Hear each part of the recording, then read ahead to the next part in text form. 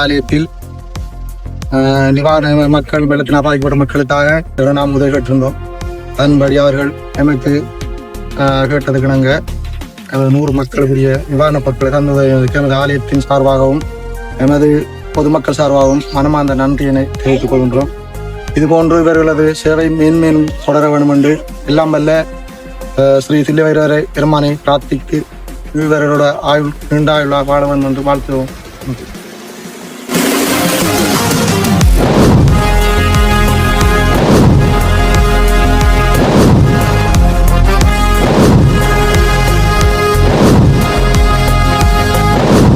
நேயர்களுக்கு வணக்கம். இலங்கையில் ஏற்பட்ட பாரிய வெள்ளப்பெருக்கால பல லட்சம் கணக்கான மக்கள் பாதிக்கப்பட்டிருந்தாங்க. அந்த வகையில் அந்த பாதிக்கப்பட்ட மக்களை தேர்ந்தெடுத்து பிஹைண்ட் மீ ஃபவுண்டேஷனால பல வகையான உதவிகளை செய்து கொண்டு வராங்க.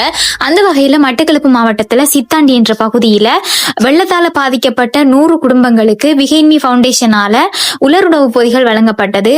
இன்றைய தினம் இந்த வெள்ளப்பெருக்கினால் பாதிக்கப்பட்ட மக்களுக்கு இந்த உலருணவு பொதிகள் கையடிக்கப்பட்ட காணொளிகளைத்தான் நீங்கள் காணக்கூடியதாக உள்ளது.